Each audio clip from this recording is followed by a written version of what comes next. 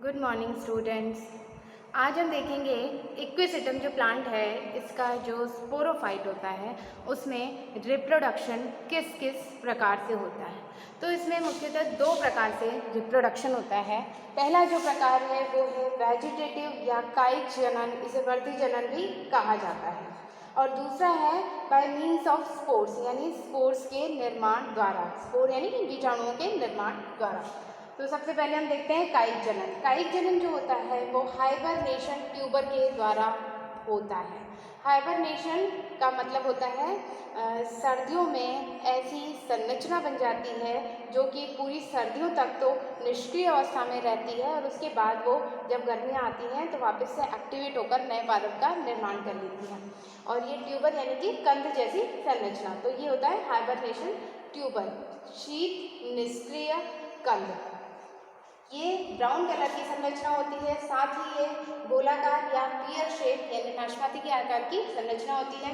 ये जो संरचना होती है वो मृदुत्वकीय या पैरेन्काइमेटस कोशिकाओं से बनी हुई होती है और इन कोशिकाओं के अंदर प्रचुर मात्रा में भोजन संग्रहित रहता है।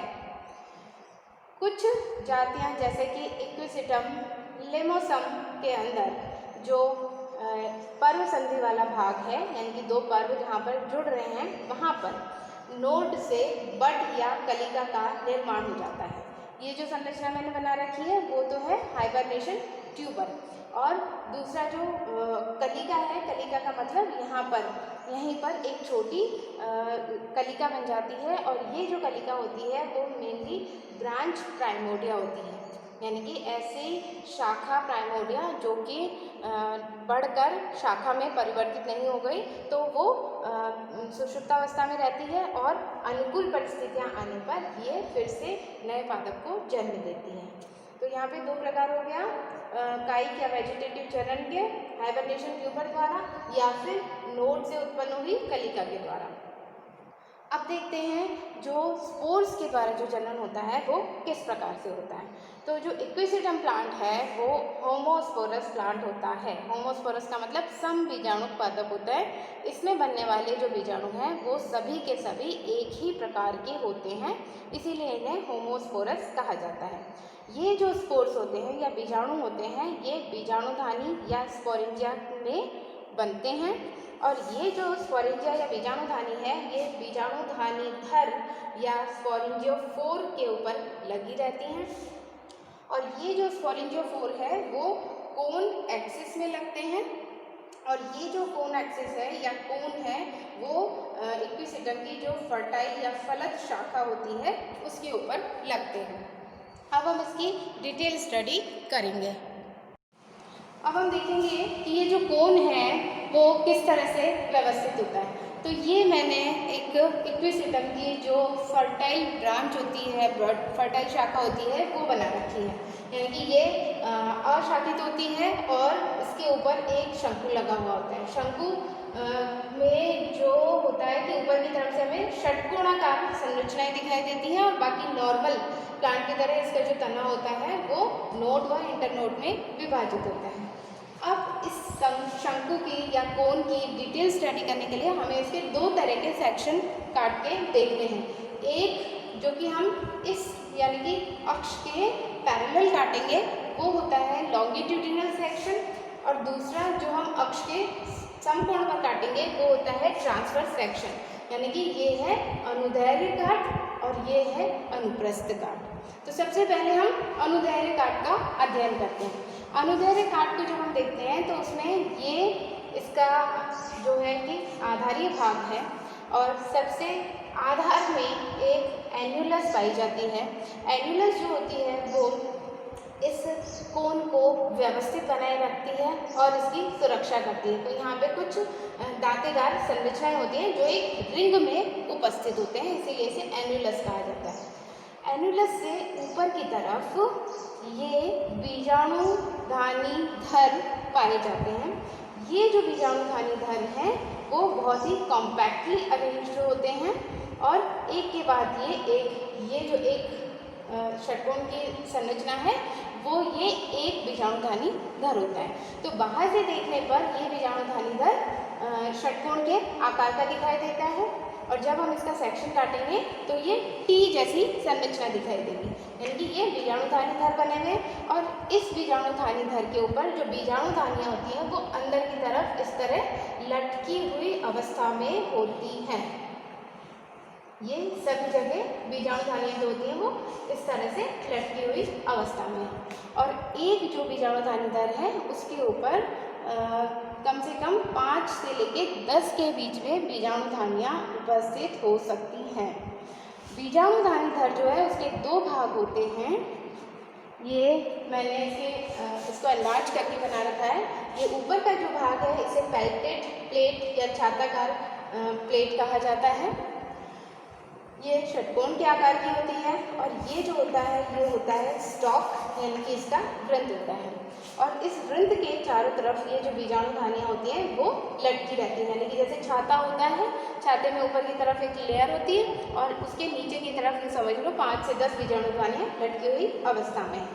जब हम एक बीजाणुधानी धर को देखेंगे तो वो इस तरह की संरचना होती है। ये इसका स्टॉक है, ये उसकी डिस्क है, और डिस्क के ऊपर ये बीजाणुधानियाँ लगी हुई हैं।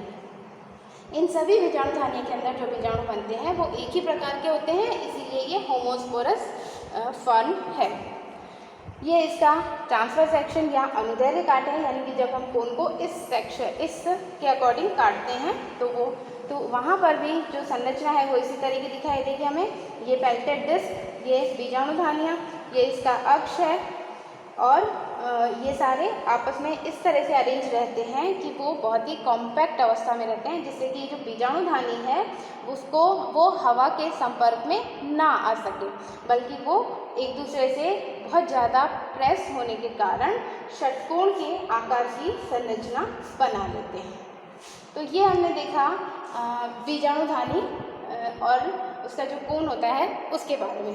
अब देखते हैं कि ये जो बीजाणुधानी है, बीजाणुधानी की जो भित्ति है वो एक परतीय होती है, साथ ही इसके अंदर की तरफ टैपिटम की एक लेयर पाई जाती है।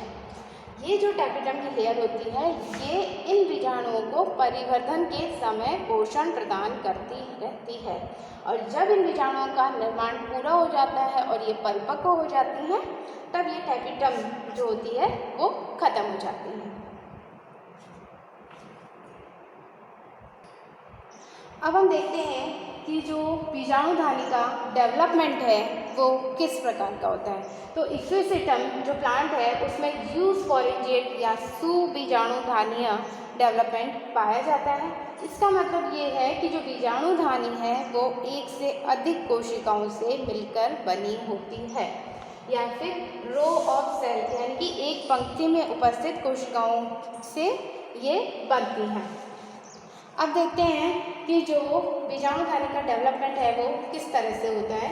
तो ये मैंने एक्सिस बनाया है, यानी कि जो फर्टाइल एक्सिस था उसमें प्रारंभ में इस तरह से अतिवृद्धियाँ निकलती हैं, यानी कि ये उत्तल आकार की संरचनाएं बन जाती हैं। उत्तल मतलब उभरी हुई संरचना बन जाती है। अब ये जो उभरी हुई संरचना होती है वो स्पोरेंजियोफोर का निर्माण करेगी, और इस स्पोरेंजियोफोर से साइड में हमें ये जो दिखाई दे रही है वो स्पोरेंजिया का निर्माण करने वाली सेल्स, यानी कि स्पोरेंजियल इनिशियल सेल जो होती है वो कहाँ पर स्थित है, यहाँ पर स्थित है। ये एनलार्ज करके मैंने इस तरह से बताया कि जब जैसे जैसे डेवलपमेंट प्रारंभ होता है तो यहाँ पे ये फूलती जाती है और ये टी के आकार की स्पोरेंजियोफोर बन जाता है, और इस स्पोरेंजियोफोर के दोनों साइडों से नहीं, चारों तरफ से जो बीजाणुधानियाँ होती हैं उनका निर्माण होता है। बीजाणुधानी का जो निर्माण होता है वो सबसे पहले जिस कोशिका से होता है, प्रारंभ होता है, उस कोशिका को स्पोरेंजियल इनिशियल या बीजाणुधानी आरंभिका कहा जाता है। ये जो बीजाणुधानी आरंभिका होती है वो 4 या 5 कोशिकाएं होती हैं जो एक पंक्ति में या रो में उपस्थित होती हैं। इस स्पोरेंजियल इनिशियल जो है इसमें पहला जो विभाजन होता है वो परिणतिक विभाजन होता है, जिसके फलस्वरूप एक कोशिका बाहर की तरफ और एक कोशिका अंदर की तरफ बनती है। बाहर की तरफ जो कोशिकाएं बनती हैं वो कोशिकाएं आउटर सेल्स कहलाती हैं, और ये आगे जाकर फर्दर रिपीटेड एंटीक्लाइनल और पेरिक्लाइनल यानी कि अपनतिक व परिणतिक विभाजन के द्वारा ये स्पोरेंजिया की वॉल या भित्ति का निर्माण कर लेती हैं। इनर जो सेल है वो स्पोरोजिनस सेल होती है। ये जो स्पोरोजिनस सेल है वो आगे जाकर स्पोर्स का निर्माण करती है। ये देखिए, ये बीजाणुधानी घर बना रखा है मैंने और इस पे दोनों तरफ यहाँ पे स्पोरेंजियल इनिशियल है। इसमें आगे विभाजन हुआ जिसके फलस्वरूप इस तरह से ये वॉल लेयर्स बन गए और अंदर की तरफ मास ऑफ टिश्यू यानी कि बहुत सारी कोशिकाओं का एक बंच जिसे कि स्पोरोजिनस टिश्यू कहा जाएगा वो बन जाता है। अब ये जो वॉल लेयर होती है ये वॉल इस वॉल की जो सबसे अंदर की परत और साथ ही स्पोरोजिनस टिश्यू की जो सबसे बाहर की परत होती है, यानी कि वॉल मल्टी लेयर्ड है, यानी कि एक से ज़्यादा परत उपस्थित है और उस एक से ज़्यादा परत में भी यहाँ पे इस परत में मान लो अगर 3 परत हैं तो ये दोनों तो बनाएंगी वॉल और ये बनाएगी टैपिटम और टैपिटम के साथ साथ अंदर की तरफ जो ये स्पोरोजिनस मास है इसकी भी सबसे बाहर की जो परत है वो टैपिटम का निर्माण करेंगी। टैपिटम जो होता है वो स्पोर के परिवर्तन के समय उसे पोषण प्रदान करता है। तो यहाँ पे ये जो स्पोरोजिनस सेल्स हैं या टिश्यूज़ हैं वो आगे जाके स्पोर मदर सेल में बदल जाते हैं, यानी कि इनमें बहुत सारे विभाजन होते हैं और ये बहुत सारी स्पोर मदर सेल्स बनाती हैं और उसके बाद प्रत्येक स्पोर मदर सेल जो होती है वो गोलाकार होकर अर्धसूत्री विभाजन के पश्चात ये स्पोर का निर्माण करेंगी और ये जो स्पोर है ये फिर आगे जाके गोलाकार हो जाएंगे और ये फिर प्रकीर्णन के लिए तैयार हैं। बीजाणुधानी जो है वो वृंतहीन संरचना होती है, यानी कि जो वृंत है वो तो बीजाणुधानी धर का है, बीजाणुधानी का नहीं है। बीजाणुधानी सीधे बीजाणुधानी धर से चिपकी हुई है, तो ये वृंतहीन संरचना है।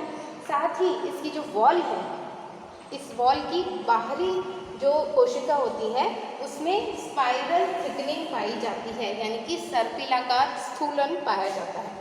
ये जो सर्पिलाकार स्थूलन होता है ये बीजाणुधानी के स्फुटन में मददगार होता है कि जब बीजाणुधानी परिपक्व हो जाती है तो ये कोशिकाएं जो है वो सिकुड़ना प्रारंभ करती हैं, जिसकी वजह से यहाँ पर दरार बन जाती है और फिर बीजाणु जो होते हैं वो बाहर हवा में एक्सपोज हो जाते हैं। तो यहाँ पे ये जो 2n स्पोरोफाइट था जिसके ऊपर की ये कोन और कोन के ऊपर स्पोरेंजियोफोर और स्पोरेंजियोफोर के ऊपर स्पोरेंजिया लगी, उससे अल्टीमेटली n यानी कि अगुणित स्पोर्स जो होते हैं उनका निर्माण हो जाता है। तो यहाँ पे हमने देखा कि स्पोरेंजिया का डेवलपमेंट किस तरह से होता है और स्पोरेंजिया के अंदर स्पोर्स या बीजाणुओं का निर्माण किस प्रकार से होता है। अब हम देखते हैं कि ये जो अगुणित बीजाणु बना है इसकी संरचना क्या होती है। तो बीजाणु गोलाकार संरचना होती है, साथ ही ये जो बीजाणु होता है वो ग्रीन होता है। ग्रीन होने की वजह से इसमें क्लोरोप्लास्ट पाया जाता है, जिसकी वजह से ये ग्रीन होता है। साथ ही इसकी जो भित्ति होती है वो काफ़ी मोटी होती है और ये 4 परतों से मिलकर बनी होती है। सबसे अंदर की जो परत होती है जिसे कि इंटाइन या एक्सोस्पोर कहा जाता है और ये सॉफ्ट होती है और सेल्यूलोज से बनी हुई होती है। इसके बाहर की तरफ होती है एक्साइन या एक्सोस्पोर, ये मोटी भित्ति होती है। उसके बाहर की तरफ मिडल लेयर पाई जाती है और सबसे बाहर की तरफ एपिस्पोर पाई जाती है। एपिस्पोर जो भित्ति होती है इसमें किसी प्रकार का कोई उभार या कोई स्कल्पचरिंग नहीं पाई जाती है, ये स्मूथ होती है, लेकिन ये आगे जाके इलेटर्स का निर्माण करती है। जब बीजाणु परिपक्व हो जाते हैं तो परिपक्व होने पर ये जो सबसे बाहर की एपिस्पोर होती है वो इस तरह से फटती है या उसकी संरचना ऐसी बन जाती है कि ये इलेटर्स का निर्माण कर लेती है और ये जो इलेटर्स होते हैं वो स्पोर के ऊपर एक जगह से जुड़े रहते हैं और बाकी ये फ्री रहते हैं, लेकिन उसके चारों तरफ कॉइल्ड अवस्था में रहते हैं। ये इलेटर मैंने खोल के दिखाया है तो यहाँ पे ये जो इलेटर्स हैं, ये इनका जो बाहरी सिरा होता है वो स्पून या चम्मच की तरह होता है और बाकी ये पतली पट्टियों जैसी संरचना होती है और ये बीजाणु से एक ही जगह से जुड़ी हुई है। ये जो इलेटर्स होते हैं, ये इनका जो नेचर होता है वो हाइग्रोस्कोपिक या आर्द्रताग्राही नेचर होता है। आर्द्रताग्राही का मतलब ये जब वातावरण में इन्हें नमी मिलती है तो ये इसे एब्जॉर्ब कर लेते हैं और एब्जॉर्ब करके फूल जाते हैं।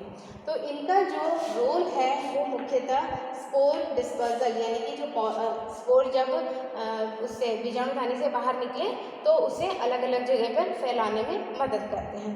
दूसरे इनका रोल ये है कि अगर कभी गलती से स्पोर पानी में गिर जाएगा तो वो डूबने से वो स्पोर जो होता है वो निष्क्रिय हो जाएगा। ऐसी स्थिति में ये जो इलेटर्स होते हैं वो उसे तैरने में मदद करते हैं, यानी उसे प्लावकता प्रदान करते हैं। तो अब हम देखते हैं कि बीजाणु जो है उसकी अंदर क्या क्या संरचना होती है। तो अंदर की तरफ एक न्यूक्लियस होता है, इसके अलावा इसमें छोटी छोटी वैक्यूल्स या रिक्तिका उपस्थित होती है। साथ ही ये ग्रीन कलर का है, इसलिए इसमें क्लोरोप्लास्ट जो होता है वो प्रचुर मात्रा में पाया जाता है। और इसके अलावा इसमें क्या कहते हैं, ठीक है, काफ़ी सारी संरचना हो गई, न्यूक्लियस, वैक्यूल, क्लोरोप्लास्ट, साइटोप्लाज्म। बाकी जो संरचना है वो सभी वो लिक्विड तरल पदार्थ भरा रहता है जिसे कि साइटोप्लाज्म कहा जाता है। तो यहाँ पे आज हमने देखा कि इक्विसेटम का जो स्पोर है उसकी संरचना क्या होती है, या इक्विसेटम में स्पोर्स के द्वारा जब जनन होता है तो स्पोर का निर्माण किस तरह होता है।